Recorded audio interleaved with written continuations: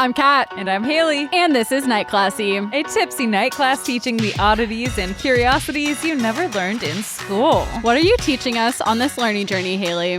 I am teaching us about the story of the first human in recorded history to reach the South Pole. We almost taught very similar lessons this week. Ooh, we're getting so close. Wait, did Alec tell you what to do this? Oh. No. She sent me her slides just now, and I was like, woo, we almost did the same one. Is it the exact same one? Almost. What? Wait, is it? Wow. Okay, that would have been all crazy. I saw was her pictures that she sent me, and I'm like, based on those pictures, that looks exactly like what I recommended Kat to do this week. What? Wow, and that's funny because I had started research on it, and then I was like, I'll just save this for another time. When? Today or no, yesterday? Like this weekend. Whoa. Well, we'll see if it's the same thing. We're getting closer. What are you teaching? Close. I will tell the story of the real life events that inspired the book/movie Jaws. Oh. Or Shark, as Hayley once called it. It's like the way my mind works is I'm so visual that sometimes words elude me, but I can see everything so clearly. So I'm picturing the poster for Jaws, and shark. I'm trying to describe it to you, and I just say shark. For those listening, she was trying to make a joke, and she was like, it's like, dana, dana, like in Shark. It sounded right, yet so wrong coming out, too. It is a better title, I think. Straight to the point. Yeah, Don't fuck I think around. Jaws gives it more credit than maybe... I know it's a legendary movie, but it's not a good movie, right? It's a great movie. It is a good movie. It is? Oh, I thought it was like good for being bad. No, it's a Spielberg movie. It's a good You're movie. thinking of Shark. Yeah, you're thinking of Sharknado. The Jaws knockoff. But yeah, Jaws could be anything. It could be an alligator. It could be a tiger. It's nondescript. I like Shark better. We leave it open-ended. Yes. And what are you drinking? We have wine, a Boda Box, a Red Volution. You know how we do. Yes, I'm so glad you brought it because I rushed here straight from work. So I have water in a Stanley cup and you saved me with the wine. Heck yeah, you got us last night. We had tarot workshop last night and you brought the wine. We did have a tarot workshop and we met a psychic who does house readings. So Alec and I are in the process of finding a new place to rent. I really want it to be a haunted place. So you know what? I'm gonna do reversed. Yeah, that's like the opposite of what most people would want. Like come in and clear it. You want her to come in and like ensure that there's spiritual beings. Yeah, it's like that Nathan For You where it's the ghost realtor who ensures your house isn't haunted. I'm gonna bring her with me so that I can be sure I'm in a haunted house. Yeah. I think you should. I think that that's the most appropriate thing to make sure that you're truly happy and at home in your next location. I think so too. I'm going to a showing tomorrow, so I'm going to bring maybe your dowsing rods. Maybe I'll show up with a Ouija board, really freak the landlord out. Yeah. That probably would get me some not candles. accepted. Candles. How do you talk to ghosts with candles? You don't. It just sets the vibe. It's just for like, vibes. That wink, makes sense. wink, ghosty. We're ready for you. So they can blow them out if they need to. Oh, there you go. Yes. Yeah. What kind of ghost are you like?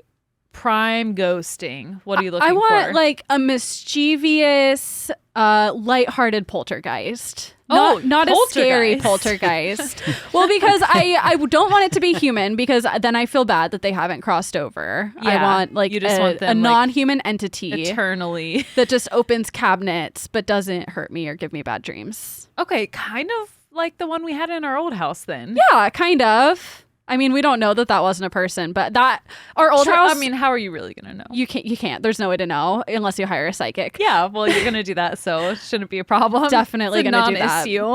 Non-issue, but yeah, the old house I think was the perfect level of haunting. Like we were never scared. But and weird shit happened. It was like a party trick. It really happened most of the time when we had guests in the house. And they got to experience it. Yes, and it was so validating for us because we're like, oh, a whisper at 3 a.m. isn't just waking us up. Right. And it made Alec a believer. Well, helped. Yeah, I think it really wedged open the door for you. I mean, you were on your way as soon as you met Kat, but he was a staunch disbeliever for a while. Yeah. And now all he listens to are podcasts about past lives. Yeah, I'm mixed about ghosts, but I'm really into the near-death experiences. You can't.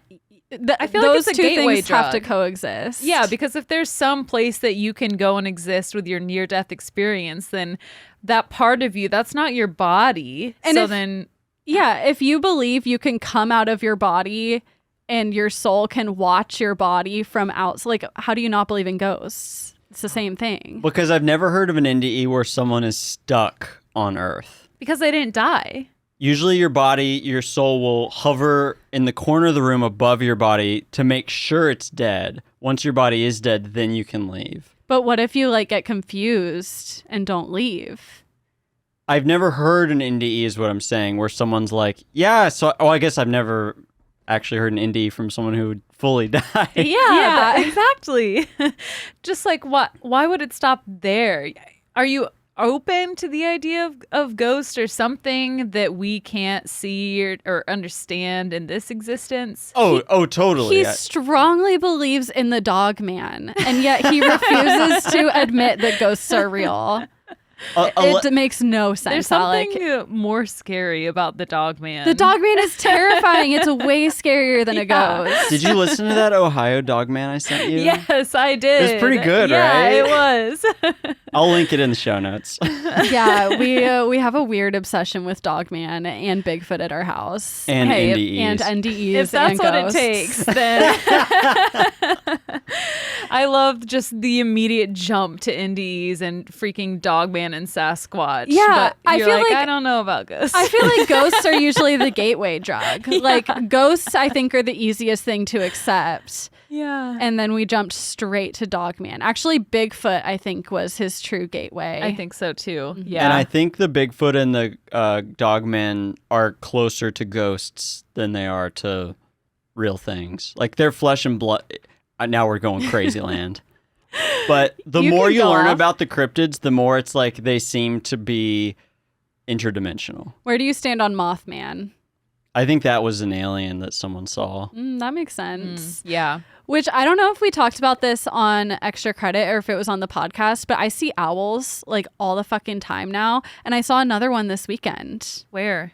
We walked over across the pedestrian bridge to Arkansas and we were just palling around in the wilds of Arkansas. And there was a giant ass owl and a bunch of giant wild turkeys. But the owl got me because that's like the 7th owl I've seen in 1 year. You're trying. That's they're trying weird to see so recruit many you. owls. I know. It's time for you to go I'm get waiting your, for my letter. your wizards. But on. tell me what it means. If you, like, I don't know what it means. How- but it's haven't we looked it up? provocative. I don't know. They symbolize like wisdom and change, which I'm like, that's boring. I want it to mean something more interesting. I don't Wealth, prosperity, wisdom, good luck, and fortune. know. Okay, well maybe I'm a lucky person. According to Wikipedia. Except then I was listening to a podcast that said like if you have 13 letters in your name, you're cursed, and I have 13 letters in my name, so that made me scared. You're cursed. You're just First and Katya last. Barnhart. Oh, Yeah. well, just count your middle and you're fine. But it's specifically counting first and last is what you're supposed to do. Well, you go by Kat, so That's true. it's really 11. 10. No. Cat has 3 Great letters. podcast. Oh, wait. No, you're so 13 right. minus 2 is 11. Listen, yes. I don't know how to do math. It's You're fine. my favorite math teacher, I swear to God. I'm barely a math teacher. There was like a rumor going around at work recently that I'm getting moved to the social studies department. That would be great. No, it would be terrible. I was like, they can't fucking do this to me. I love teaching math. Luckily, that was just a rumor. But it's Oh, funny so because you I didn't- have a history could degree. you and confirm no or math deny? degree. Life is a fucking math degree. That's at least for 7th grade math. It's really easy. Anyone could do it. Oh my God. Okay. Enough about math. Is there anything please else don't we talk need to me about discuss? math. No, I don't think so. All right. Who's going first this week? We didn't decide. Who went We first didn't. last week? Was it? Let's see. I don't Haley even went know. first last week. Okay. It's Do you your want me to turn. take it away? Take it away. All right. Here we go. Sharks rarely bite people. The odds of getting attacked and killed by a shark in the U.S. are about 1 in 5 million. You are more likely to be killed by a champagne cork, fireworks, a home improvement tool, a lawnmower, or a ladder thin by a shark attack. I feel like I have been almost killed by every single one of those things. Definitely the champagne cork. Ladders are scary as fuck. I do not fuck with ladders. I feel safer stacking a chair on top of my nightstand to put curtains up more than I feel safe. Haley, that makes me scared for you. Tommy helped me. He was like holding it, you know? No, I don't know. I felt safer, and I've You put used a both. chair on your nightstand and climbed on top of it. Well, it was a stool on the nightstand. That's even worse. Were you at least by your bed so you could bail onto your bed if you had to? No, I was by the wall. I was by a window. Okay. It was fine. Everything's fine. This is your near-death experience and you have not realized that you're dead. Oh my God. None of us have. If we kept the podcast going, as a matter of fact, if we don't keep the podcast going and I die, I'm going to be pissed. And I would say I'm going to haunt you, but I know that you'd be glad. Wait, So- if we don't keep the podcast going and you die? Yeah. What? If you die and then I'm so confused. Okay. You have to keep the podcast going. Even if when you I die. Yes. By myself? Yeah. Talk to your boyfriend. How awkward would it be to like try to find? I've thought about that before. Like, what if you die? What would I do? Obviously, the podcast would be over. But it's like, what if I don't want it to be over and I have to like awkwardly be like, Haley died. If you're interested in co-hosting, like send me your resume to the night class email. Make them take that personality test that we took in like 2020 to see Oh who my gets God. closest to mine. Yeah, I just like I have them like send me video interviews where they try to act like you. I make them wear a giant headband and Give them a take list. Accutane, hold a black cat. You're like, you're about to be really dry everywhere for a year. Hope you like red wine, bitch. Send me a video of you as your future self talking about how you don't want bangs. Oh my God. Speaking of that, this video is so funny, guys. I rewatched it. We weren't talking about this on air. So No, we let's weren't. explain. Okay, so I was talking about how I can't wait for my bangs to grow out because as I do, I love my bangs for like 2 months and then I hate them. So I was complaining to it about Tommy. Tommy's like, I have a great idea. Let me take a video of you talking to yourself about why you don't want bangs again. I'm like, okay, this is like the third time I've done this in my lifetime, but yeah, let's see if it sticks this time. And I'm so like mentally on edge recording this video. It's like I've just gotten done brushing my teeth and washing my face. I don't have pants on. I just have my hair's all crazy. I just had taken it out from my huge headband, so my bangs are like whoomp, like sticking up like this, and I'm like, don't cut your bangs. I don't care how cute you think they look. It's good on other people, but not you, bitch. They are cute on you, but the pain in the ass is you have to style them every day. And who has time for that? Not me. And there was one picture that sealed the deal. The picture of us at the fucking art show. I look awful. Yes, I do. Yes, I do. I look awful in that picture. My bangs are across and the extensions and my face, it just is terrible. And my mom saw me. She was like, wow, I really thought, and like, there's nothing wrong with gaining weight. Like I have gained weight in the last 3 years and you know, every body is beautiful. But when I saw my mom, she's like, wow, on that picture, I thought that you had gained like a ton of weight. And Why I'm would like, she say that to you? because my face looks so swollen. And maybe it was just swollen, but I was like, it's the bangs. Bangs definitely do make your face look more round. I mean, Yes. and I don't mean you as in Just you. generally. Everyone, totally. Yeah. And I have kind of a round face as it is. So when I saw that picture, I was like, oh, fuck no. And then my mom said that and I was like, okay. Well, I'm sorry then that I think we posted it. But my okay. problem is when I'm in a picture, I only look at me. So I didn't even notice what you looked like. I'm sorry. Yeah, we're going to have to go back to approving images again. That's fair. Because Alec has think you taken guys- over our Instagram and he's been going rogue a little bit. If it's in my favorites, it's from my favorites from you two. So I think you guys might have been intoxicado and pressed liked, or Cat pressed like. On that picture looked specifically, very cute. I looked cute, so I You looked posted cute, it. and I had been drinking. You know, I'm Yeah. on Accutane, so my face was Yeah. probably extra swollen, and the bangs are they were cutting me, and I didn't like it. I want you to know I did not post an unflattering picture of you on purpose. Oh, I I'm know. just blind to everyone but myself. Yeah, as you should be. That's You looked just great in how that it picture. is. Next time, just Photoshop a picture. I look really cute. There we go. That's what we can do. That's what you can do when you bring in the new host Well, to replace me. We'll come up with a whole system. If you're listening and you want to see the picture, it is the March cocktail No, hour. no. No, it's going to be think scrubbed not. from the It's internet posted. before anyone. Well, we can't be sitting here talking about it and not have people. If I was listening, I'd be like, oh, I want to see the photo. I want to Try see and how ugly bury it. Haley looks. Yeah. Because I think you guys both look great. That's why I posted it. Alec, that is very kind, but I do not look great in that picture. It is not. I feel it's not a good representation. And the person who birthed me also apparently doesn't. So, Well, I look cute, so we're going to move on. just bury it in the timeline. When sharks do bite people, they usually don't kill. When a shark bites a human, typically it will bite once and then retreat. It's a little love bite. Yeah, just a little pinch. Little Just hanky-panky. wants to try you out before it goes all in. As long as you have someone to pull you out of the water before you bleed out from that initial bite, you'll probably be okay. We aren't positive why that is, why they usually just bite once and then swim away.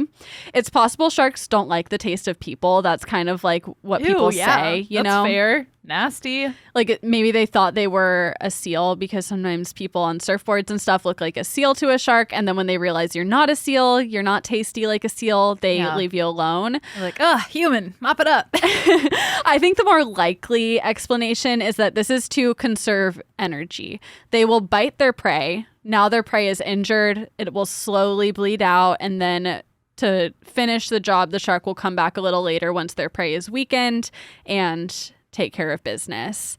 Whatever the reason, the bottom line is you are very unlikely to be attacked by a shark, and you are very, very unlikely to die by a shark attack. In 2022, there were 57 unprovoked shark attacks on humans worldwide, and out of those 57, only 5 of them were fatal. Wow. Unprovoked shark attacks. Can you imagine provoking a shark? I was wondering about that too. I don't know what that means. Maybe like, I could not tell you. Could it be me? Some people do provoke sharks. I don't know. I don't know what that means. Anyway, Some people's existence is just confusing provoking. and provoking. You got provoked yesterday. I was very provoked yesterday. We don't need to talk about it. Can I ask a question that has been on my mind? You know how they attack seals and us wearing the black wetsuits looks like seals. Has anyone ever run a study where they like pull those fake seal decoys behind a boat and they have like every pattern and color of wetsuit on the seal to see what the sharks go for and what they don't? Because I feel like if you ran that test every day I for don't years, know. it'd be like they never bite the red plaid. But I don't know that sharks can see color. I don't they think can they probably can. see something, right? I don't think they can see color. I could be pulling that out of my ass, but I'm pretty sure like most aquatic animals don't. Let's Google it. Because I I have think no they're idea. starting to make wetsuits that aren't black because of the seal thing. Interesting. They're unable to distinguish colors, even though their close relatives, rays and chimeras, have some color vision. Yeah, so that I swear I've heard that fact on Shark Week before that they don't see color, but maybe patterns or something would help. I don't know. Even knowing all the statistics, how unlikely it is to die by a shark attack, many of us are afraid of sharks. But that didn't always That didn't always be the case. That didn't always be the case. I was literally about to say that. I know. That is not what I meant to say. That was not always the case. There we go. I have a college degree. There was a time when Americans were unsure if sharks could even kill people at all. In 1891, a millionaire banker, Herman Ulrichs, jumped in the water with a shark. This is a provoked That shark is attack. such a millionaire name, Herman Ulrichs. Yeah. He jumped in there with the shark on a bet of $250 that the shark wouldn't attack him. So he was talking to the people at his party and he's like, sharks don't attack people. Like, that's impossible. I'll bet you $250 the shark won't attack me. This was the first shark attack. I hope the shark got $250. They should have. But the shark didn't attack him. It just swam by unfazed. If anything, it was a little scared of him, jump in the water, thrashing around. Yeah.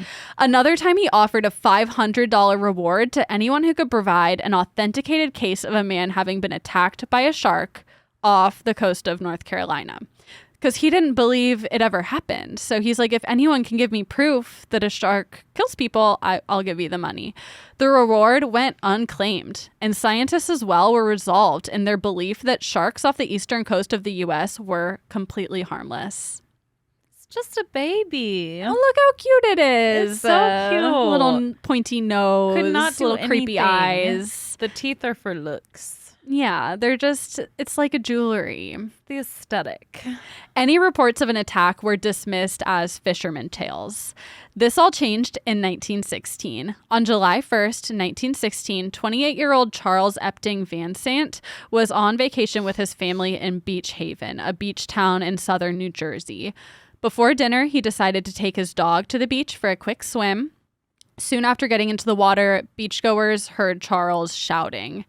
At first, they thought he was calling to his dog, but in reality, a shark was biting his legs. More than a nibble? Definitely more than a nibble. Oh my God. Lifeguard Alexander Ott and bystander Sheridan Taylor managed to pull Charles away from the shark and onto shore, but they said the shark followed them the whole way in, which, how terrifying. He's hungry. Charles was rushed to his hotel where he bled to death at 6:45 p.m. Oh my God.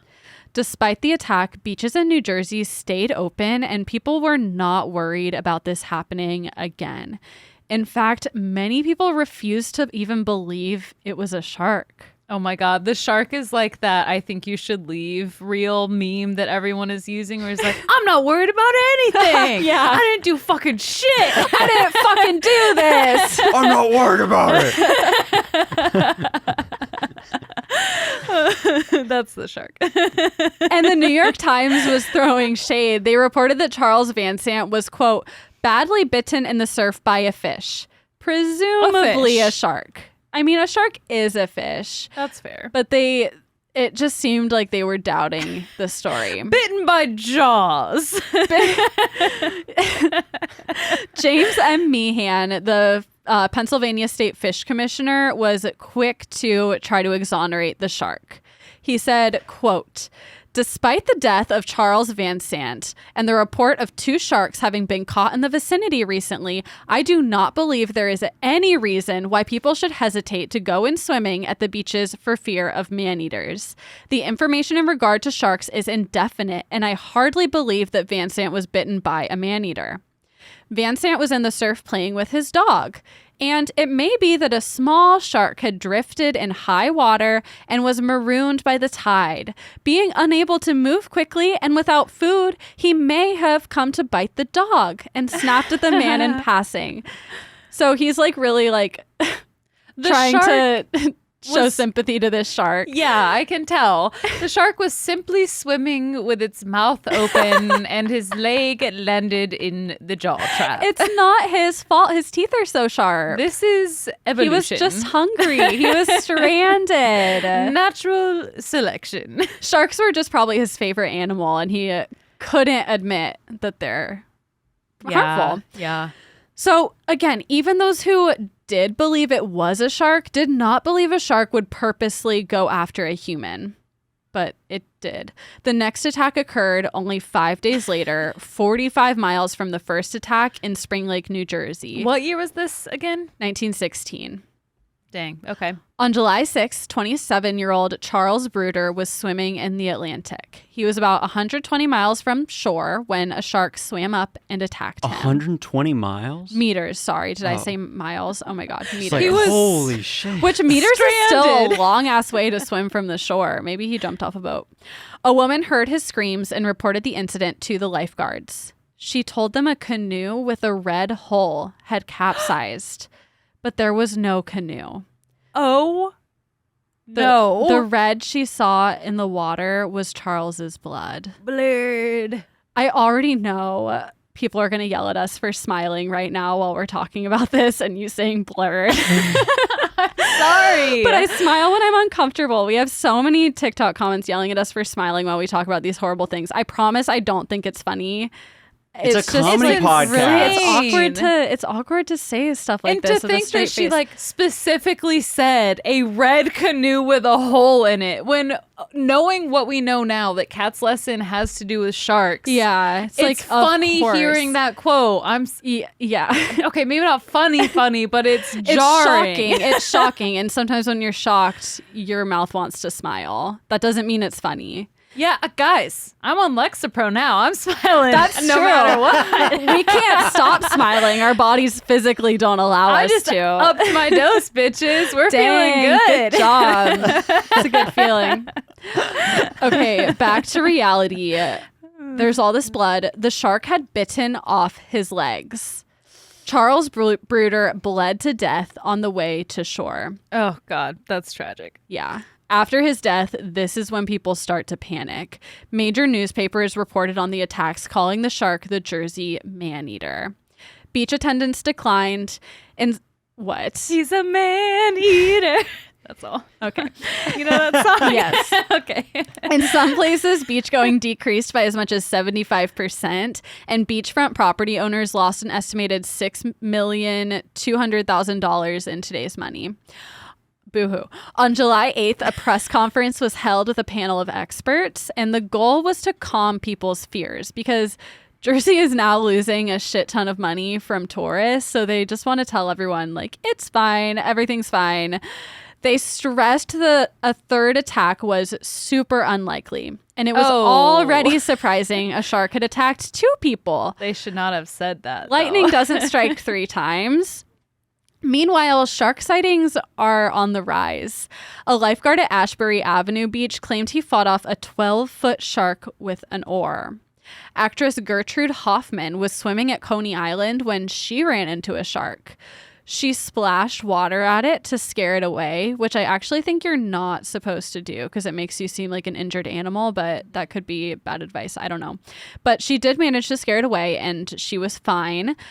Only there's like doubt on whether she actually saw a shark because she admitted in an interview, quote, I'm not sure whether, oh wait, this is not from her point of view. I'm not sure whether she had her trouble for nothing or had barely escaped death. So she admits like it could have been just her paranoia playing tricks on her, and everyone was super paranoid. On July 12th, a sea captain spotted an 8-foot-long shark in Matawan Creek, which is a tidal inlet by Keyport, New Jersey. And with this being a creek, sharks were not common there. So when he reported it to the town, people didn't believe him. They're like, you didn't see that, which is really unfortunate because of what happens next. Uh-oh, the boy who cried shark. Yeah. A group of boys were playing in the creek that day when they saw what looked like a, quote, old black weather-beaten board or a weathered log. Then they saw the dorsal fin. Before he could get to shore, 11-year-old Lester Stillwell was pulled under. The boys fled to town to get help, and several men ran back to the creek hoping to rescue Lester. Among them was 24-year-old businessman Watson Stanley Fisher, who dove in the water and found Lester's body. Oh my God. See, this is big bodies of water. It's just a no-go for me. This one's the creepiest to me because it's not a big body of water. You can look at pictures of this place and it's just like a little creek. And it's what is it called? It's called Matawan Creek, Matawan, I think. But it's especially creepy because there's like a cement underpass like for the water to go from the ocean into this creek, and they painted like a big like Jaws shark mouth over this opening after this incident. After it? Yeah. Jesus. There's also like memorials for the people who died from the shark, but like it's super scary. There it is, because it just looks like a little creek you would go swimming in. It's not the ocean. Before he could get Lester back to shore, Watson too was grabbed by the shark. People did manage to pull him out of the water, but his thigh was badly bitten and he bled to death at the hospital. 2 days later, Lester Stillwell's body was recovered about 150 feet upstream. And by now, especially since now the shark had killed a child, safety efforts really ramped up. A steel wire mesh fence was installed around 4th Avenue Beach and was patrolled by armed motorboats. And this was the only beach in New Jersey that stayed open because they did this. Everywhere else closed down that summer. Whoa. What was their next plan of action? Like, what are they going to do? I'll tell ya. Matawan Creek had their own plan. What they did was they ran nets around the creek, hoping to lock the shark in. Then they threw dynamite in the creek, trying to blow the shark up. Right. Yeah, that's good for the ecosystem. It's great. You know what's actually great for the ecosystem is sharks. The mayor also offered a $100 reward for anyone who killed a shark in the creek, but despite all this effort, the town was unsuccessful at killing any sharks. A 5th victim was attacked the same day as Stillwell and Fisher. 14-year-old Joseph Dunn was bitten in the left leg. His brothers managed to wrestle him from the shark, and Joseph was taken to St. Peter's University Hospital in New Brunswick, where luckily he recovered. He's the only surviving victim of these shark attacks. Oh my God. That's good. He was really fucked up, though, because it took 2 months before he was discharged from the hospital. Dang. New Jersey was now begging the federal government to step in and help them. Finally, Congress dedicated $120,000 in today's money to eradicating the threat of sharks. President Woodrow Wilson deployed the U.S. Coast Guard to kill all the sharks on the New Jersey and New York shores. Oh my God. They could have waited however many years and global warming could have Just taken done care it of for them. They could have saved a pretty penny. This story reminded me so much of when they tried to kill all the squirrels in California. Yeah. Because I get yes, you can kill things until they're extinct. That's definitely happened. But it's just such a crazy plan and does not get to the root of the problem. Yeah. And it makes no sense. Here's a quote from the Atlanta Constitution from July 14th, 1916. Armed shark hunters and motorboats patrolled the New York and New Jersey coast today, while others lined the beaches in a concerted effort to exterminate the man-eaters. So it's outright war on the sharks. On sharks. Hundreds of sharks were captured and killed. Oh gosh, I know, it's this really is just sad. a bad situation. Yeah, obviously for we don't everybody, want people for the to die. people, for the sharks. Of course, we don't want people to die, but I don't want I think sharks to that die one beach either. had a good idea. Put up that metal net and keep the sharks out. Yeah, You have know? a swimming area for the humans. Doesn't need Yeah. to be that big because guess what? Humans shouldn't be the center of the fucking universe. Right. Nobody needs to be swimming 120 meters offshore. Yeah, You know, or just 120 stay by the miles. beaches, or 120 miles. That's Stay too in far. Your lane. The East Coast shark hunt has been described as, quote, the largest scale animal hunt in history. And it's still unclear whether one shark or a number of sharks were to blame.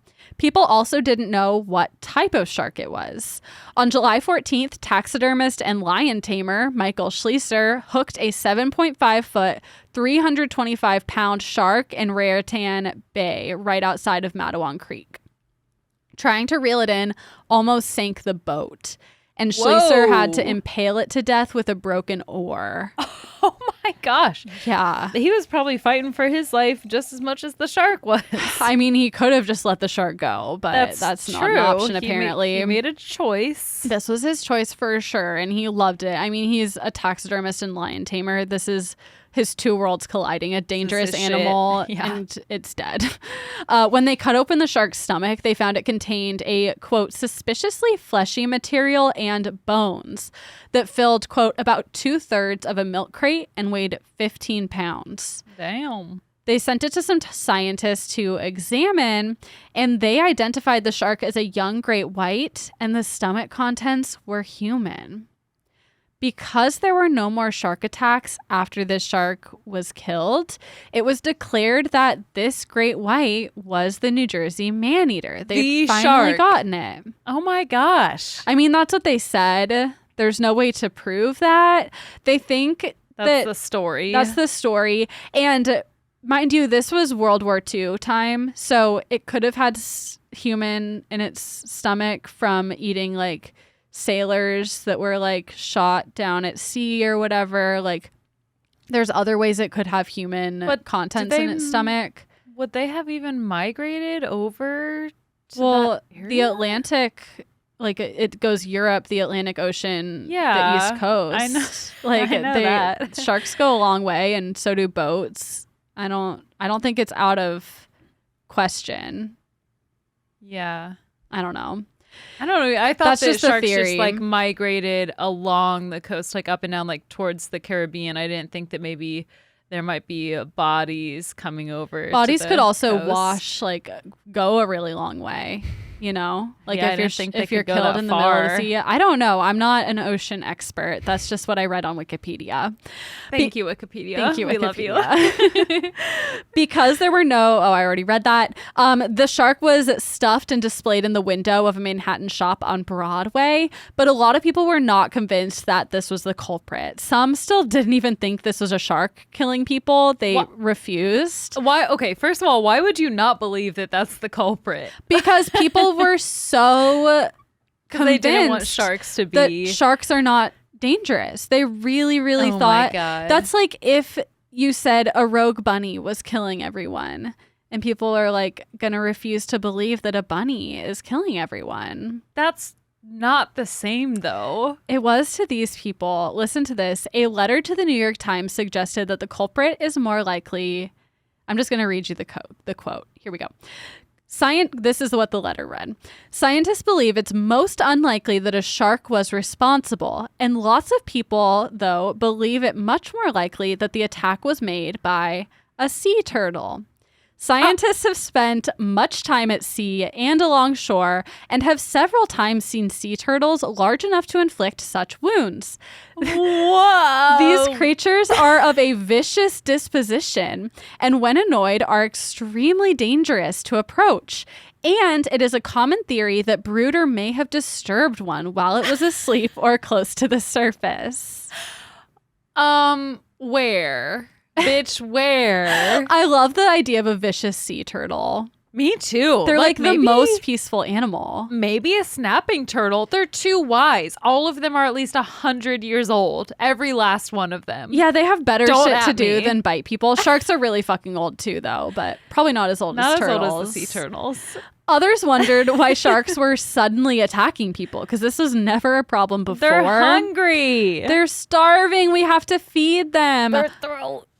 One thing about it is that this was the early 1900s, and beach, like ocean swimming as a tourist activity was relatively new. Obviously, people have been swimming in the ocean forever, but on this like scale, this was kind of a new thing. So, you know, more people were in the ocean, more opportunities for a shark Yeah. attack. Clothing, swimwear at the time just got light enough that it didn't drown them immediately. True. World War II also, like I said, was going on. So it suggested that maybe sharks had gotten a taste for human flesh, eating fallen sailors, and then they were just hungry for more. I mean, it's probably a delicacy, honestly. It's rare, Yeah, and it's dangerous rare. to get.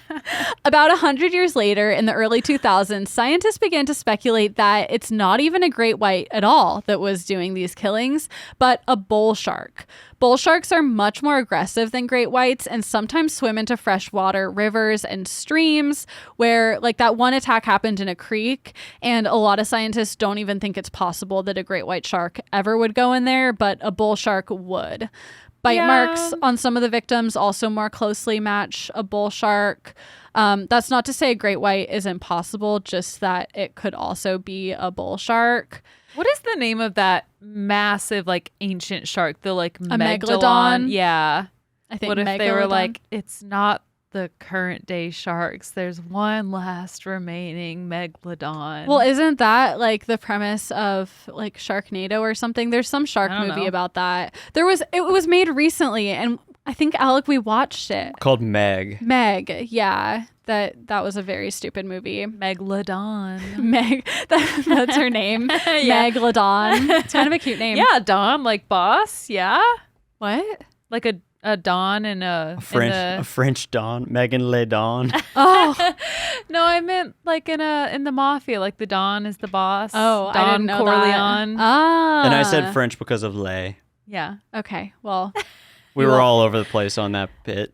and I was just confused, but I get it now. In 1916, shark attacks forced Americans to grapple with the fact that sharks are not the skittish, harmless creatures they were once believed to be. The front page of the New York Times admitted, quote, "The foremost authority on sharks in this country have doubted that any shark ever attacked a human being and has published his doubts, but recent cases have changed his view." Now, people were afraid of sharks, and if they weren't scared in 1916, they were definitely scared by the 1970s. In 1974, writer Peter Benchley published Jaws, a story about a killer shark that stalked the beaches of Amity, a fictional Long Island beach town. The book turned 1975 movie directed by Steven Spielberg was inspired by the true events of 1916 and further stoked America's fear of sharks. About 51% of Americans now report that they're terrified by sharks, a fear that is medically termed galeophobia. And scientists have dubbed this phobia the Jaws effect, as Jaws is cited as one of the main reasons for Americans' irrational fear of sharks. Is it irrational, though? Yes, it's so irrational. Only 5 people died from shark attacks in 2022. Do you know how many people died in general? It A fucking lot. Sucked to be one of the 5. It's definitely irrational. So I thought about this too, and I agree with you. It makes sense to be scared of them because that's a really bad way to die.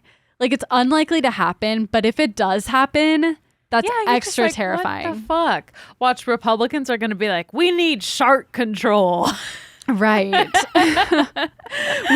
Nobody should go to a beach without an AK-47 in case of shark attack. Yeah. Oh, no. Don't give them any ideas. But that is the 1916 shark attacks of the Jersey Maneater. Oh, my gosh. That was intense. Even if I was smiling for most of it, there are tragic moments. Please don't mistake my truly delusion for feeling. I think people in general don't know what their faces are doing most of the time, and then you're really woken up to it by posting yourself on video. You are getting called out by the people of the internet. And I'm not complaining because it does, like, I understand why people are turned off by us talking about dark shit looking like we're smiling. But honestly, sometimes I smile because I'm looking at your face, like processing what I'm saying. Yeah. And like, it's just kind of funny to look into your eyes and tell you this stuff. Like, how often do you do that on a daily basis? Like, almost explain gruesome never. Shark murders to your, staring into your friend's eyes. I don't know. I promise I don't think this stuff is funny at all. Yeah. This is the most eye contact we get. I think I don't all look, week. I don't look anyone into the eyes. I don't like that. You're my number one eye contact person. And like I have a live-in boyfriend, as do you. Honestly, I think that's why we're such good friends. Is because like there are studies, like if you stare into someone's eyes long enough, you feel connected to them. We're trauma bonded. And we're eye bonded, eye contact bonded. My cones are your cones. My rods are your rods. Okay, we'll be right back. We just want to thank everyone who has helped the show recently by becoming part of our Patreon. I am always so amazed with how many postcards that I have to send out. It feels so good. You know, like when you were a kid and your mom like forced you to make Valentines for kids in your class and you're like, ugh, I don't want to do this. Or the worst one was having to send thank you cards for like your birthday presents. But when you're a kid, you get like 100 birthday presents and then you have to sit there and you like barely know how to write yet. And it's excruciating writing 100 cards.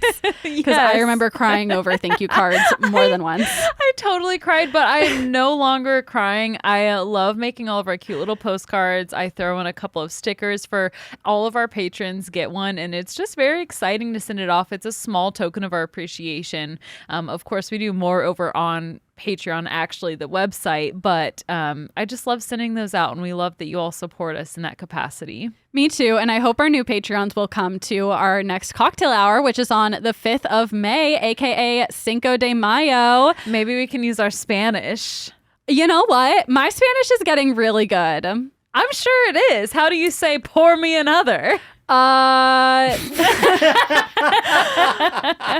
actually been practicing the phrase, could you bring me another wine? But I can't remember how to say it right now. So, sorry. Podrías darme un otro vino. Well, Otro vino. I will just move my mouth while you speak Spanish, and then it'll seem like I'm doing it. I don't even know if that's right. Sounds right to me, though. But it will be on Cinco de Mayo, so we're not having wine. We are going to be having margaritas. Heck yeah. That is every first Friday of the month. All of our patrons are welcome to join us for a cocktail hour. It's low key. You don't need to have like anything prepped. We just hang out and have fun and get to know each other in the pot. Yeah, I promise it's not like scary or intimidating. The thing I love most about cocktail hour is getting to know each other. It's a different group each time. We have our regulars. We have people check in. You don't have to stay the whole time. It usually lasts about an hour, but we get to know things about each other. And I mean, you don't even have to have a camera or microphone on if you don't want to. I mean, there really are no rules, but it is definitely a highlight in my life. It's a highlight of my life too, and we tell secrets. Yes, we do. The cocktail hours really are our inner circle. So if that sounds interesting to you, join our Patreon. You will be supporting the show, and you'll get to come to our cocktail hours. Thank you in advance, and you can look out for postcards soon when you join at patreon.com/nightclassy. Welcome back. Hello. Hello. You ready for a lesson that you predetermined wasn't for you this week? We were talking about it during our break, and I don't think it's the same one. We'll see. I'm sick and tired of you already knowing about my lesson topics. I know, it's so rude. I need to is. just keep it to myself when it happens. You're too well versed. But also, like, I really like knowing, and I want other people to know that I know. Yeah, it's I my get toxic that. trait. I think that you should not keep it to yourself. Okay, I good. want to know. And I would want other people to know that I know as well. Right. It's nice when other people know you know things, but they don't care that you know things. They you know? really don't. If It's anything, it's annoying when you talk about that you know things, but you can't stop doing it. At least I can't. Yeah, it's giving the same energy as the person who provoked you yesterday. They would do that. Vanessa Lachey. No. I know who you're actually alluding to. I was like, wait. But Vanessa Lachey did. Oh my gosh. She did a lot. And you know, I am such a Nick Lachey fan. He was my first concert. And I was Interesting. like in love with him in fourth grade. I still don't know who he is. I didn't either until one day I saw that him and Jessica Simpson got divorced. And for some reason that really affected me as a 9-year-old. And I got really interested. And then Nick Lachey released an album after he got divorced from Jessica Simpson. So you like went to his solo tour. Wasn't he on? He was in 98 Degrees. Yeah. I didn't know him from that. Okay. You knew him from I knew him his single from work. divorcing Jessica Wow. Simpson. Yeah. That is know. impressive. That is small town America, baby. And I know him from Love is Blind. Never seen any of his previous work. I had a picture, a t-shirt with his face on it from his tour. Yeah, he was my first concert. That's weird. I know, it is weird. It is very weird. I was obsessed with Aaron Carter, R.I.P. Oh, yeah. Yeah, that was rough. Way to bring down the mood. Jeez. I know. No, My just brother, kidding. I had this Aaron Carter CD and I loved it. It had I Want Candy on it. It was his best, possibly only album. I'm not sure how much music he released, but I vividly remember what it looked like. It was like red, white, and blue. It had like a big, I think, red star on it. And my brother, I don't know if he meant to, but he broke it in half. And when I tell you I cried all day, That would have been cried all day. a whole fit. It was I threw a fit. I may have gotten violent. I was probably like 5, 6 years old, and I think I sat under my desk and bawled. Yeah, you questioned your existence that day. I mean, it was my lifeblood. That's tragic. I listened to that thing all the time. You can't fix a CD. No. It's over. Then I had to like transition. I also liked Wicked, the musical, the CD for that. Then I listened to that, and Blondie. I never got into Wicked. I wanted to so bad because I really liked their marketing and it looked so cool. The songs like are witchy great. stuff. You don't like get it? into it. I was like in 6th Okay, grade. fair. So I need to try again. Fair enough. I was a big show tunes kid. Chicago, A+. Wow. No, I was not into any of that. And I think it's because my mom kind of put a bad taste in my mouth. Like she was always like, "Oh, I hate musicals," Which and is show fair. tunes. I understand why people So- hate musicals. I was just always like, no. But I did like Hamilton a lot. So Yes. There you go. Maybe hard that'll not turn to. things around for you. yes. All right. Well, speaking of Hamilton, are Okay. we ready for a history lesson? Speaking of Hamilton, yeah. All righty. So the race to the South Pole was a big moment in history and just for exploration in general. It started in the 1900s, and at this time, exploration and discovery and colonization were symbols of power, national prestige, and scientific advancement. So the two competing countries in this case are Norway and Great Britain. Both countries had their sights set on Antarctica, and the race to the South Pole was, in my opinion, a pissing contest. They both wanted to claim the territory and assert their dominance. And the Antarctic had been visited by humans before, and the British had mounted several expeditions, but no one had ever successfully reached the pole. Norway was considered the amateur of the two, relatively new to polar exploration. So is the pole like the middle of it? Yes, Okay. exactly. Yeah, it is the pole, the magnetic pole. Like if okay? you think of a globe, our world is a globe with a pole going through the middle. That's it's the pole. the bottom. Okay, Yeah. got it. Wow, I really meant to look up how to pronounce his name. I don't want to fuck this up. Can we Is pause? it a Norwegian name? Yeah. Those are impossible. Raold Amundsen. Close enough. Edmundson? I think we should. Let me look Okay. it up. I'm sorry. All right. So I looked it up. It's Roald Amundsen. He was a 39-year-old Norwegian explorer and formerly a naval officer. He was known for his determination, strategic planning, and cool demeanor under pressure. He had already made a name for himself in the exploration world. He successfully had an expedition to the Northwest Passage and was eager to tackle the poles. Amundsen was highly organized and methodical in his preparations, carefully selecting his team, equipment, and supplies for the journey. On the flip side, we have Robert Falcon Scott. He was a British naval officer as well, and he was an experienced explorer as well, with several expeditions to Antarctica already under his belt. He was known more for his charismatic leadership, more of a man's man. He had this enthusiasm for exploration, and he just loved adventure. He had already previously attempted to reach the South Pole, but if y'all can hear that in the background, we have an ambulance or something going by. Scott had been forced to turn back due to harsh weather conditions during his first attempt to reach the South Pole. So he was determined to succeed on his second attempt, especially when he found out that he had some competition. I have a diagram that I made to give you a visualization of these two men. We have Roald Amundsen on the left here. He is for Norwegia, and Robert Falcon Scott on the right as the British naval officer. They look very different. The Norwegian guy is like old and weathered and wise, and the other guy just looks like he wants to fuck around. Yeah, Scott definitely wanted to fuck around. Amundsen, he's a bit older than he was here during this story. He was 39. He looks to be about 60 or so. Going to in the that South Pole picture. ages you.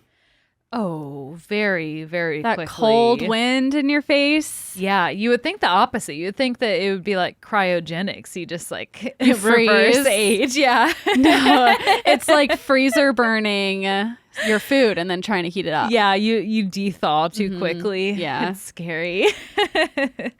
In 1910, both teams set out for Antarctica, and the initial plan for Amundsen was not to set out for Antarctica, actually. He was headed for the North Pole around the same time that the Brits were headed for the South Pole. A journey to the South Pole was changed when American explorers announced that they had beaten the Norwegians to the North Pole. Well, it's easy for them. You just walk through Canada. Yeah, you can pass by Sarah Palin's house where she can see Russia. And wave at her. And they can go to the North Pole. So Edmondson is on his way to the North Pole. The Americans are like, we did it before you. We made it to the North Pole. And Edmondson is like, all right, we're going to turn this bitch around and we're going to the South Pole because I've got to have one of the poles. Why, though? Because it's a pissing contest, Kat. His masculinity is at risk. So much of history is just a dick measuring contest. It really crazy. is. And he didn't tell anyone except for the guy manning the ship about these change of plans. If it was about scientific advancement and, we want to study, then you would still go. And for Edmondson, it wasn't even, none of this was for scientific They weren't pretending? discovery. No, Okay. he's like, we just want to get to the poles first. and get out. Yes. Okay.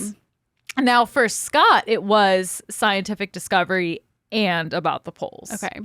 Now, Edmondson, the Norwegians, when they changed their mind about going to the North Pole, they turned it around and no one else knew. There were these financial backers who supported this mission. And Edmondson was like, I will be financially ruined if we don't do something. So I'm just going to not tell them. And then hopefully I can get to the South Pole first. So they were only going to give him the money if he was the first one there? Yes, Why because do they care? What happens here is that before TV and before radio, they would make their money after they actually did the expedition, going on tour and lecturing about their experience. I see. So they had these backers, and he would have gone into debt because the backers make their money back in addition to the adventurers when they go on the tour. You'd think after. You'd think you could still have a story though. Like even though you're not the first one, the guy in America isn't doing lectures in Europe. He probably was. That's true. Maybe he was. Yeah, Okay. because the person who reaches the South Pole does go on tour. Yeah. No and one wants to go to the second guy who's been to the North Pole's lecture. Exactly. It has to be first. So there's this importance. And we know that Scott is already on his way to the South Pole, and Edmondson with the Norwegians is up in the North Pole, headed there, and is like turning ship around to get down to the South Pole. Seems like a bad plan. They have quite the journey. So they head the opposite direction. And on his way, Edmondson sends a letter to Scott, who's in Australia at this point. They stopped in Australia. They're gathering some supplies for their expedition. And Edmondson's letter reads, "Beg leave inform you from proceeding to Antarctic. Edmondson." Basically, I thought I should let you know that we're headed to the Antarctic too. Well, then say that. Why do you have to say it like that? And here's where the barrier is, especially in the media when this becomes a sensationalized story, is that Amundsen is speaking in Norwegian and everything that he says has to be translated into English, which is arguably more accessible to more of the world than Norwegian is. And their personalities are much different too. So with Amundsen, he is seemingly to me giving more type A. He just lists facts as they happen, while we'll see Scott is much more flowery and literary in his writing, and more like we'll hear some of his diary excerpts and things like that. So there's definitely a difference there between personality and style. So Amundsen is like, we're coming too. That's all. And the Fram is a ship used in the Arctic/Antarctic expeditions. It's specifically designed with a round front and a round back and bottom to avoid getting stuck in sheets of ice. Okay.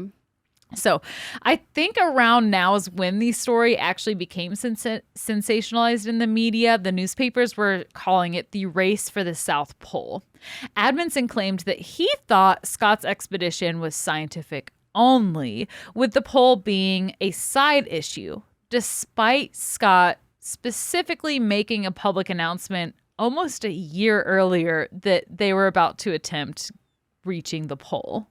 So Amundsen's like, we didn't know. We thought that it was just, if you had time to get around to it. We're not trying to steal your thunder. When he was definitely trying to be first. Yeah. Amundsen arrives first in Antarctica, and they find a spot that they call the Bay of Whales to establish their base camp. This was 70 miles closer to the pole than Scott's base camp would be. Well, stupid. Why'd you, why did he put his base camp so far away? Why did Scott put it so far away? Yeah. Because Scott's base camp was on solid ground. Oh, that would help. Amundsen's was on a floating ice shelf. Oh, did he know Yes. that? He knew it, Okay. but he was willing to risk it for the being pole first. biscuit. Yeah. Yes. Scott arrived about 2 weeks after the Norwegians did. He set up his base camp at a site much further west than Amundsen's, but like we said, it was on solid land. Scott's camp was not just there to reach the South Pole. They also had scientists present to collect meteorological and magnetic data, biological and geological observations, and specimens. So they had a lot more going on. One of the notable side story findings of this time that they found was some fossil fern-like plants, indicating that Antarctica had once been a part of what we now refer to as like Pangea. Cool. And it supported the idea of plate tectonics, that they were like, we don't know. But at the time, this was a big revelation. So that was pretty cool. On the flip side, Amundsen was only there to reach the South Pole and return safely. He would later state science would have to look after itself. What's he gonna lecture about if he's just going there and leaving? He's going to be like, it was so cold. Yeah, it was cold and it sucked getting there. That's the story. I lost 7 toes due I to have frostbite. so many more wrinkles now. You would not believe the scurvy. Yeah, we had to eat penguins and it sucked. Well, Oh no. they ate for sure. Both teams spent several months setting up their camps because they arrived during the Antarctic winter. Why? You think they would plan better? Go There's no earlier. planning. There's Go no planning. earlier. There's only doing, right? No, And you can plan. You know when winter's going to be. It's the same time every year. But I mean, they do need their camp set up. I forget exactly how many people Amundsen had with him. Only 5 people on each team went to the pole. Let's see, on Scott's team, that doesn't seem right. He had like 50 or so people. And then on Amundsen's team, they had a bit less because Scott's team had the scientists. But these were like cabins that they set up and built. And then on one of their teams, I can't remember, they built these like underground tunnels to get What? to each like different tent and stuff. Why did they have to be there so long? How long did it take to walk to the pole? A long time. It took a long time. It wouldn't have taken so long if they had come in the spring. So the distance to the pole and back for Amundsen's team, who was much closer, was over 1,600 miles. Dang. Did they bring dogs? Yeah. Okay. Yeah. They brought dogs and some other animals we'll get to. Oh, no. For Scott's team, it was 1,800 miles to the pole and back. Jesus. Okay, So that it's is quite long. a while. It takes a long time. And one thing that they did that I'm sure I'll touch on again later is setting up depots. So they would have members of the team go out and kind of trek out the path that they wanted to take and drop off supplies there. So that either on the way there or on the way back, they would have food and reserves to keep them going so they didn't have to carry it with them all at once. Yeah. So it's a long process. So they were planning. Just build an airplane. Get with the right program. What is wrong with you?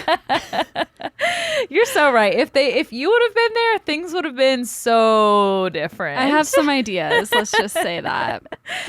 So they spent several months setting up their camps, waiting out this Antarctic winter. Amundsen tried to begin their expedition early in September 1911, but they had to return back after temperatures plummeted to 68 degrees below. No. Way too cold.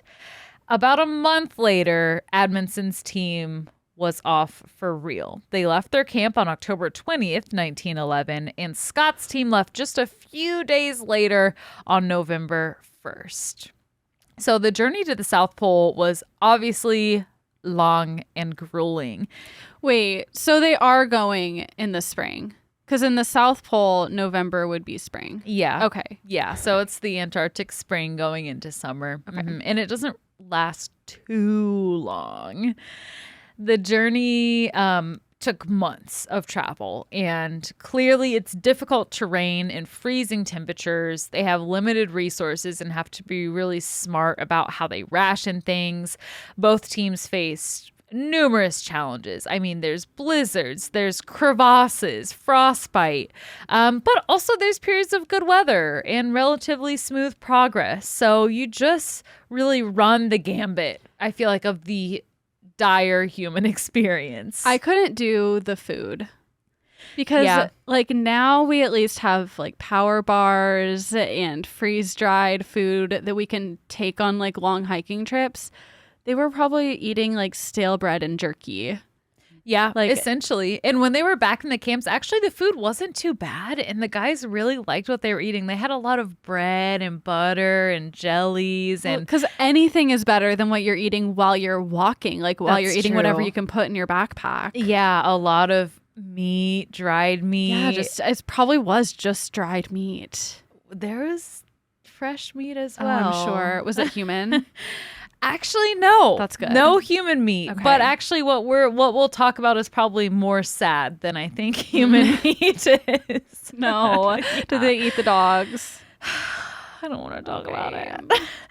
The two men leading their expeditions had really different approaches for their journeys.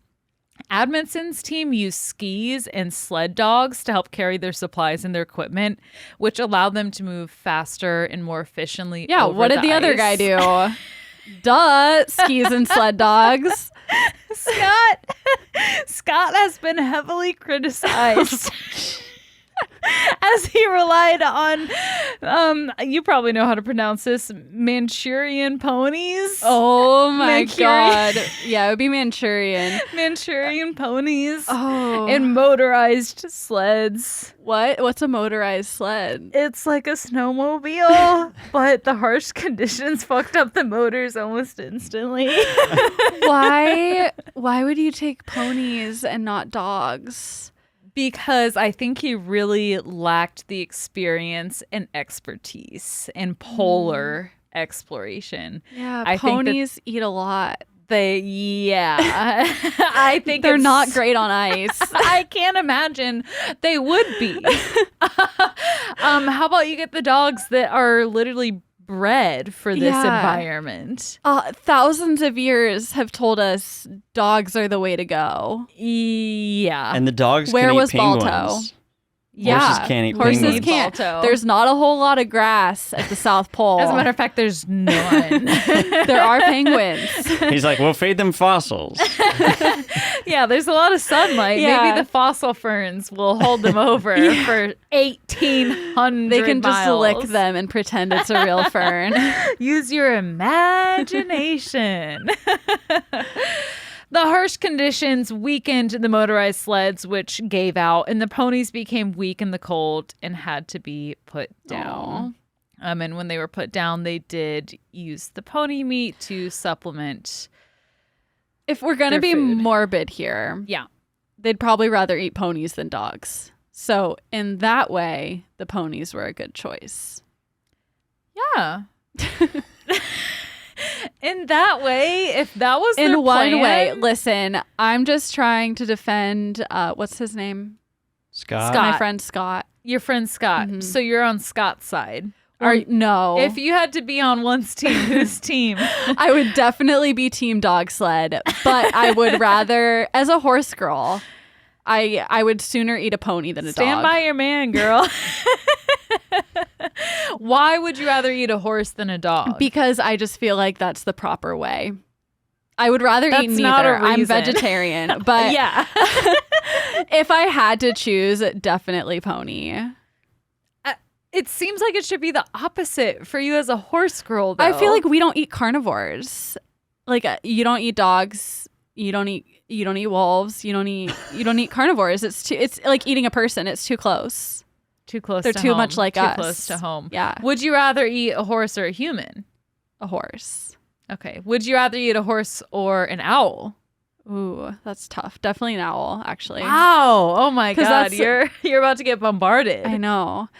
With the owls. hierarchy of animals I'll eat really is a I think I'd rather eat an owl than a horse as well. yeah. There's I something, would too. It's like Okay. a bird. Oh, a horse is a I pet. only say that just because I'm so shocked that you would even consider eating a horse. Well, it's like, I mean, if you look at it, like, again, I don't eat any animal, but if you look at it objectively, it's like a horse is like a cow and people eat cows all like there's Yeah. really no difference in the grand scheme of Yeah. things. They're Meat both is meat animals is that eat meat. grass. yeah. I don't know. But a dog, that's just wrong. I don't know. Well, I couldn't do it. That's man's best friend. They're not practicing a lot of discretion. Okay. Right. Which we'll get to. So Scott's team ended up sending so Scott's team did have some dogs. I'll mention that. But it was an insufficient amount and they just kind of like got in the way. They're like, we're not dealing Nobody with you guys. knew. They didn't bring like a musher or a dog trainer. They didn't know what to do with them. No, they didn't. And we'll get to this lack of planning and inexpertise. And is he the one that went last minute? No. Oh, he was the one that He's that's the one embarrassing. that it is. It really is. So what they do is Scott's team does not eat the dogs. They send the dogs back to camp. And he forces his team from there on out to haul their supplies by hand/foot. So this is now a man-hauled expedition for That's when you quit. hundreds over 1,000 miles. That's where a death by hypothermia isn't that bad. And just go to sleep. Yeah. That's when death feels just like take sleep. off your clothes and numb yourself to death. Okay, that's very dark. But I mean- honestly, like you're gonna die anyway, probably. Would you rather have to haul around your shit for 3 days or More than 3 Just days, I'll give tell in you that. immediately? Yeah. For months. Would you rather haul your shit for months No. and eat jerky? I don't know how people lived before like 1980. We've talked about don't. this so many times. The human will to live is absolutely insane. It's bonkers. Like, I think about my life 2 weeks ago before Lexapro, and I'm like, how did I do it? Right? I'm so glad you're Me medicated. Too. Me too. I never realized, like, I was telling Tommy, I'm like, Yeah. I actually like genuinely laugh at things now. And it Yeah. feels good. Like, I didn't realize what parts of me I was missing as I've gotten older. I think I've gained an imbalance in chemicals in my brain. Because when you're in it, you don't realize how bad it is until you're out of it. yeah, yeah, it's really weird. And Yeah. I know I'm prone with my family history. I'm prone to mental illness. But I thought I was doing fine. But now I'm doing great. Mine, like depression was never like a huge problem, but anxiety for me, like I now can talk to strangers and not like be having an internal meltdown, and like I'm not nervous, like so nervous. Like I know I have to talk to a stranger and my heart is pounding out of my chest. That doesn't happen anymore. And you don't realize how like weird and problematic that is until you can just be a normal person and talk to people and Yeah. not have a panic attack. I totally agree. Yeah. I noticed going into the grocery store, it didn't matter what store it was, but I would be like nervous to go in there and make Yeah. eye contact with people. Yeah. And now I'm not nervous to do that.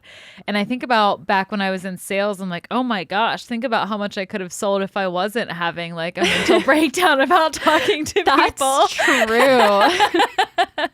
I know, working in restaurants, it was like an exercise, like a therapeutic exercise to conquer my anxiety at having to talk to strangers all day. But it wasn't Exposure. fun. Exposure therapy. Yeah. And then I'd look at all all these like surfers that seemed to love talking to people and people liked them. And I was like, how do you do it? How is this possible that you were just born this way? Yeah, you're like, I'm not just glad to be off work. I'm just like, adrenaline is being released from my body after. I would be on such a high after my restaurant shifts because of all the adrenaline I was getting from interacting with strangers. I feel fucking great. Yeah. Oh my God. I'm so glad you can relate. So relate. Because I feel like you and me are similar and different in a lot of ways, but a lot of my friends are so extroverted that I feel like they just don't understand the introversion in me, and you really get that. I get it.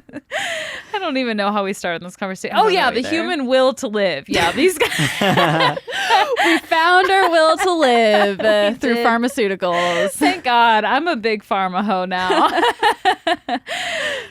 Okay. That's false. I think all medication should be affordable. There should be no big pharma, but I do like medication. Thank you Let for that that be PSA. Let that be clear. Okay, so anyway, Scott's men, the Brits, are now doing everything by hand and foot. And Scott tried to frame this as like a noble act that they're doing, right? Because he's so... You're brave. You're manly. He's just shouting affirmations at them. I am strong. I am confident. The men were outfitted in woolen underwear on Scott's team with windproof outer layers, but there wasn't enough ventilation, which resulted in them sweating and their sweat freezing to their clothes. Oh no. So anytime they stopped, their clothes turned to solid. Oh no. And that's obviously terrible. Yeah. As they drew closer to the South Pole, tensions rose between the two teams, with Amundsen and Scott increasingly aware that they were in a close race. So they weren't really near each other, but they both knew that they set off around the same times. Yeah, that's the worst when you're like trying to go fast, but you don't know how fast you need to go because you don't know where the other person is. How much leeway do I give right now when I'm freezing my ass off and we're eating fucking horses? Amundsen's team found great success with their dogs. 52 dogs were taken out. They did eventually put down the weakest dogs and use them to supplement their food reserves, but their team was speedy. They were covering over 20 miles per day. Okay. Which I guess is good. Sounds good. Sounds good to me. Amundsen's team, they were taking an untested route, which forced them to navigate mountains, crevices, and glaciers. But it paid off by early December as they had officially ventured further into the Antarctic than anyone else had in history. Amundsen later wrote that this feeling was comparable to that of being a child on Christmas Eve. He's being fueled by this and it's excitement. Extra like Christmas Eve. Yeah, because you're in the pole. You're in a pole. Not the right one. He tried. He wanted to be in the right one. The North Pole is the loophole. North Pole loophole. Or South Pole loophole, I mean. So Amundsen was sure to mark the route ahead of the team so that they could travel in even the poorest conditions. His men were outfitted in furs worn loosely. This allowed for their sweat to be lost without freezing to them. And they took 3 times the amount of food that Scott's team did. They were just overall in much better shape. He made sure to include vegetables like peas and proteins to keep the scurvy away. And he ensured that their fuel tanks were soldered closed until they were ready to use. Because in low temperatures, the gas could leak out of the can even if it was like sealed properly in such low temperatures, and it would just start evaporating. So he had really had the expertise to put the planning into this mission. And then finally, on December 14th, 1911, Roald Amundsen and his team became the first people in history to reach the South Pole. And did they just like wait? Like... And then they died. No. I imagine them like mooning the other guy as he comes over the mountain. They're like, okay, we're going to make snow angels. But here's the thing. We're going to stick our dicks out. Yeah, and we're going to piss at him. They raised the Norwegian flag. They took measurements. They posed for some pictures, and they lit their celebratory cigars. They hutched their tents and then hung out for a few days before they began their treacherous journey back to That must camp. have been the worst. How getting back. anticlimactic. You're like, okay, our compass has reached 0. I don't know how they even could tell. How do Yeah. you tell that you're at the pole? I don't know. They could have not even reached it. We wouldn't know. Yeah. What if one guy just like tells them they reached it? He's and like, they all okay, believe him. Yeah. we're 200 miles This is short, enough. but I can't take it Can't anymore. do this anymore. You said it was about 1,500 miles. Oh, it was like 1,660 miles for Admondson's team. Wow. And it was 1,800 miles for Scott's team. Because I looked up Miami to Chicago is 1,300 miles. So can you Dang. imagine like landing on the Miami coast with sled dogs? Yeah, and you No. think when you hear the pole in Antarctica, I have no way to conceptualize how big it really is until you Yeah. put it in perspective like that. It You was think hard they enough land to there. drive from Miami to Memphis in one day. That I will never do again. Can you imagine walking No, it in the snow, dragging Negative your shit, 63. eating dogs and horses. Fuck that. No, thank you. Your sweat is frozen to your balls in your wool underwear. When you told me that they were wearing wool underwear and they were sweating, I thought you were going to say that like their skin got like moldy or like decayed because it was too damp. I don't know what I thought. Dingleberries were out of control. Yeah. Can you imagine taking a shit in that weather? No, should just shit your pants because imagine taking off your pants. It'd be warmer. That's probably a pro. If you can get a good turdlet out, that's gonna keep you warm. Gross. It's like peeing in the ocean when you're cold. Yes, But then it It's- freezes to you and then you have like Oh pea my popsicle God. legs. Oh God. Yeah, I don't know how they did it, but they did. He was really determined. I mean, talk about trauma bonding. Yeah. Admonson and these 4 other guys, they're close as fuck. The secrets that they had to have Yeah. shared. And then I guess that is a really good story. Yeah. Like sometimes I wish I had it in me to do something really hard so I'd have a good story. the smallest things think I in my could, though. life, I'm like, this is a great story. Yeah, this podcast is a testament Yeah, to that. clearly.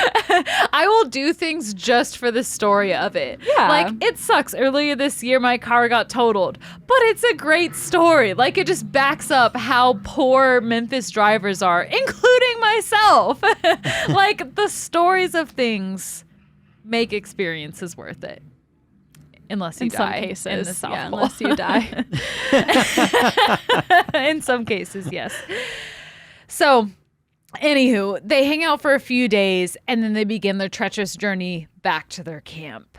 Over a month later, January 17th, 1912, we're in the new year when Scott's team reaches the South Pole.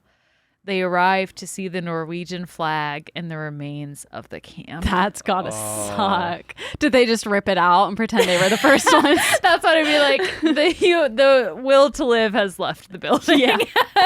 Their spirit just leaves their body immediately. You just see it fly away. Scott wrote in his diary, "Great God, this is an awful Wait, place." Scott was second? Scott was second. So the guy with the ponies got there first? Scott was the one with the ponies. Oh, okay. Yeah. Scott was the one with the ponies who planned this Okay. and was there for scientific discoveries as well. Oh, but he did a worse job planning. Yeah. Okay. Big See, time. I keep getting them confused because there's like one guy is the scientist, but did a bad job planning. But then this guy's the reckless guy, but then like did a better job. It's hard to keep straight. No, Oh. Admonson was not. He was reckless, perhaps in his decision. He's the one who flopped from north to south. That's what I meant. But he was more. He had a. Norwegia was seen as having being the amateurs, but Raoul Admonson was a more experienced Yeah. explorer. Okay. He looked up to this guy. I forget his name. Another great explorer of the time. But he planned better and it was better executed. Yeah. Yeah. I keep spacing out during your lesson, not because it's boring, because it's not, but because I cannot keep these guys straight. That's I'm so why sorry. I'm I trying made the so graphic. hard. I should have sent it to I you. need like 2 flashcards in front of me. I know, with I should, both the like, guys and their name. hold it up Yeah, as you we go. So basically, the one that you would think. what you should have, you should be wearing a mask of one of the guys, and then on your shirt is the face of the other guy, and then you like lift your like shirt over your face to have the other guy's face on your face. Oh my when you're God. talking about him, and then pull it down and have the mask for the other guy. So I feel like I'm in the room with them. I should have just both of their faces painted on either side, and I just switch side when I'm talking. You about know, either one. You know what would have actually helped is if you brought a pony and a dog, and then just like pointed to the one that like each one brought. And then you like know? woolen Yeah. underwear, we put like a pin in Yeah. under the Oh, and dogs the or pony is whatever. wearing the wool underwear, and the dog is wearing the fur coat. Yeah, man, I should have Next planned this time. better. I should have been a Admonson. Sorry, I failed you. Let me just stop here. Let me Okay. just. We'll come back to We'll this pick it up later. next week. Come back next week for part 2. Okay, bye guys. Bye. Class dismissed. This is also people trying to tell you two apart. Right, I know. That's so people insane to say me. we look alike. They say we sound alike. I don't know. Okay, we both have brown hair. Your eyes are green. Yeah, My eyes are hazel. that's brown. pretty close. Hazel, green. Your eyes are so bright though. My eyes are like practically brown. We both have Our like body types are very different. we both have like smallish eyes, round faces. Smallish eyes. I feel like both I of our have eyes are small kind of eyes. small. Your eyes are They're small. They're both kinda small. like almond shaped. Yeah. I would don't never know. like describe you two like they've got smallish eyes. Well, I don't know. You all. Do you have small eyes? No, you have normal eyes. I think. Yeah, maybe even have big eyes. I don't know. When you were squinting, it was like, because you don't know, because you have small eyes. And also, you didn't know how bad I looked in that picture, so you don't really notice. You clearly don't notice things. Yeah, I don't Yeah. know. I don't know either. Knowing us, I can tell the difference. I can tell the difference between us too. I don't. It's so weird I that don't people get what can't. the big deal is. Do you think the more you spend time together, the more you develop your own little culture, and that from the outside, it's like you two are sort of spiritually merging together? Yeah, I Yeah. think we spend a lot of time together, like understand each other and like have similar mannerisms, and like maybe that reads as siblings because we get asked if we're sisters a lot. Yeah. But I think that it might just be that we spend so much time together. But then like family members who I like have never met you will say like they see pictures of us together and say we look alike, or they Yeah. like my grandma can't tell our voices apart on the podcast, and she listens to every episode and she has to read the show notes to see who covered what thing Aw. because she thinks we sound exactly the same. Hi, Grandma. Grandma Linda. Grandma Linda. That's crazy Yeah. to me. I definitely think we've merged a bit Yeah. over the years. But we're also kind of similar to start. We bonded over similar interests for Yeah. sure. But physically, I could I don't see it. see You know, it. it's a podcast, so it doesn't really matter. That's true. Anyway. That I do you ever wonder what people think you look like who just listen to the podcast? Yeah, I'm scared to find out. Somebody do like a like suspect A sketch, blind, yeah. like of what a you think blind we look like, and drawing. send us a picture. I'm so curious to Me know. too. I always think podcasters are a lot more attractive than they are actually. Yeah, it's the podcast effect. I imagine them as like models and actors and actresses, and then I see a picture of them Same. like, oh, Like, they're oh, normal. you're a normal Yeah. person. Yeah. And that's just it. I feel like I'm a normal person. Like, I feel like it's a compliment to even say that we look alike. I don't know. I just feel like you're model-esque. Oh, Yeah. Thank You're welcome. You're welcome. I do the same exact thing though, because for some reason, if I'm going to listen to you and I like your podcast and I listen to Yeah. you like for, any waking moment of my life, I'm Right. like, you obviously are physically attractive. right. I'm which like, makes you're no sense. perfect. So obviously you look makes perfect. No sense. Yeah, Yeah. that's okay. It's okay. You'll be shocked. We digress. Don't go look at the March cocktail photos. Keep your imaginary image of us in your mind. Keep it to Don't yourself. follow our social media. You will be disappointed. Yeah. Oh my gosh. It's funny to think about people who just find the podcast as a podcast versus people who find it watching our videos on TikTok and then start to listen. That must be a totally different experience. It's about 50-50, at least based on the data. Yeah. The very rudimentary data we've collected. But yeah, it's like they're two factions, those who know what we look like and those who don't. Yeah. You don't want to know. Save your innocence. Don't pop your visual night classy cherry. Oh my God. Do you want to hear what Scott said in his diary? I thought we were done. Yeah. We're not done. I'm sorry. Not for realsies. Okay, so Scott gets to the South Pole, realizes the Norwegians had beat him, and this is what he writes in his diary. Great God, this is an awful place and terrible enough for us to have been labored to it without the reward of priority. What did he think it was going to be? Well, I guess he thought it would be bad. He would just be first. He'd be first one to the bad. He was number one. Remember that SpongeBob episode? Yeah. Not only had Amundsen beat Scott to the pole, but the temperatures had started to drop again. Things went downhill rapidly as exhaustion, frostbite, and malnourishment overtook them. Scurvy was kicking in at this point for Scott's team. Edgar Evans was the first man in the British expedition to die. A month later, Lawrence Oates was severely frostbitten and decided to sacrifice himself in a blizzard so he wouldn't slow down the team. Whoa. That's dramatic. Did he walk into the blizzard? Just wait. He literally walked into the blizzard. His last words were, "I'm just going out and I may be sometime." Aww. Yeah. He never returned. He knew what he was doing, though. He knew he was making a good Definitely. story. He could have just taken his clothes off and laid down in the snow. But yeah, he didn't do that. All right, this is me. Yeah. Scott's team did not fare well on the return journey, facing harsh weather conditions, dwindling supplies, and increasing fatigue. I think I'm a little drunk. I'm a little drunk too. I feel good. Just 11. You're like, great God, this is an awful place.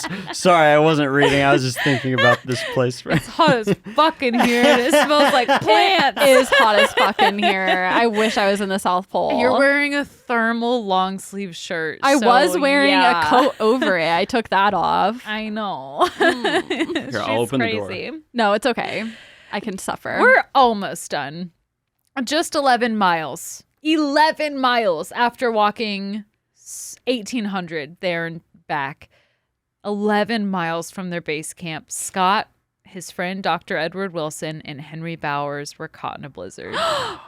They set up a tent. Scott wrote in his diary, "We shall stick it out till the end, but we are getting weaker, of course, and the end cannot be far." Oh. His final diary entry read, quote, "It seems a pity, but I do not think I can write more." Oh. All three perished in the tent. No. Yes. Both men had their own shining moments, though. Amundsen lived on to conduct many more explorations in his life. After returning from the Antarctic, he started on this lecture circuit that I talked about his successful exploration to the South Pole, and that's how they made money. Scott's and his team's demise was triple-fold, not even twofold. In comparison, it really showed the courageousness of both teams, and Amundsen's particularly for making it successfully. But for Great Britain, they were also so proud that Scott even went out and tried to do it. And he had that dramatic journal. Yes. That's a better story. And that's really where we see these differences emerge as their stories are told. Because when the news of Scott and his team's demise came to surface in the public eye, Admondson's success of reaching the pole first was kind of soured. Yeah, for it the kind of makes him public. look like a dick if he's going around lecturing about how he did this and it was so great. It makes when the him other look guy like an died. asshole. Yeah. Yeah. Admondson was accused of unsporting conduct and acting in an ungentlemanly manner when he decided to race Scott to the pole. Admondson made enough money with his South Pole touring lectures to continue exploring until his death in 1928, which was actually in a plane crash. They were searching for a missing explorer over Norway's Svalbard archipelago. And it's notable to add that Admondson took this criticism extremely poorly. Like, he was really beat up about what happened to Scott and his team, and people who knew him said that he never really recovered from this. It's something that he carried with him until the end of his life, and that he felt that the remaining of his life after he reached the South Pole, because of what happened to Scott and his team, was an anticlimax. So it seemed like almost he didn't really even get out of it what he ever dreamed of. Yeah. Were people saying they should have like helped Scott's crew?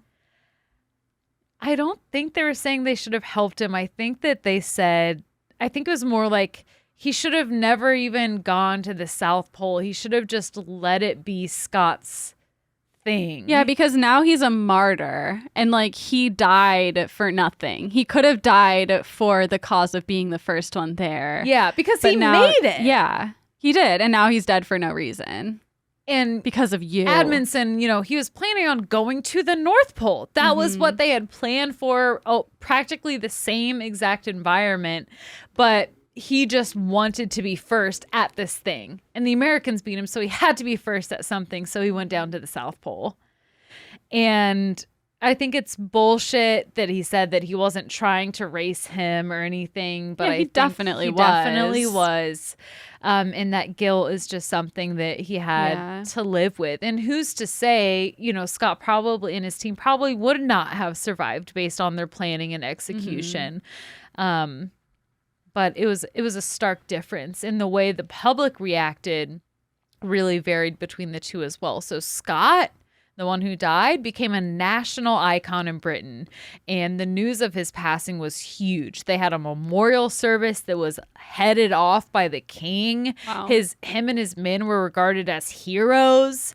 It was massive, and it wasn't until the 1960s that Scott's family finally released his original sledging journal and other documents which truly exposed his utter lack of preparation for his expedition. And this also muddied his reputation as a hero, but he was still upheld as like, he went out and he did this and he tried, right? So it took about 100 years before a statue was erected for Admondson. But Scott had dozens in various countries within years of him dying. He deserves it. Like, he died. The Yeah, other guy, he like, died. yeah, like, it sucks that your parade was rained on, but you got to live. You lived. Mhm. Scott had to eat a horse. Well, the other guy ate a Really? dog, which I think is worse. We've established. Potato, horse, pony, or horse, dog. No, it's all interesting and outside of our norms. Scott had a professional photographer with him as well, so there are a lot of really good pictures of him and his team documenting their journey. And Admondson had an amateur photographer who took poor quality pictures of him and his team. Scott wrote really well and in English, and like I said before, Admondson wrote in Norwegian and just listed off facts which had to be translated. So Scott's accounts were much more accessible and objectively more enjoyable to people. And that's the story about the Wow. race to the South Pole. That was so good. And that was not what I was going to cover. Wow, we got close in our minds, but I guess not actually. I'm interested to We're see the what your same actual vicinity. yeah. I know. Well, I think Alex should teach it. I think that's his. Yeah. he Considering should do how it. little you understood what she was talking about. I was like, I don't think you heard anything I said on Saturday when I was trying to explain it to you. I did, but something about like the explorer stories, like and the treasure hunts, like you really like those. Yeah. For me, I have a hard time keeping up, but that's why I think you should cover it. All right, You'll I'll do a cover better it. job. I'll do it on Patreon. Sounds good Okay. to me. Well, speaking of Patreon, we are going to continue over on Patreon, share some fun ma'am. facts and extra credit, and we will see you over there if you're a Patreon. If not, thank you for listening. Please remember to rate, review, and subscribe. Share this podcast with a friend if you learned something new, and we will see you next time. 3, 2, 1. Class dismissed.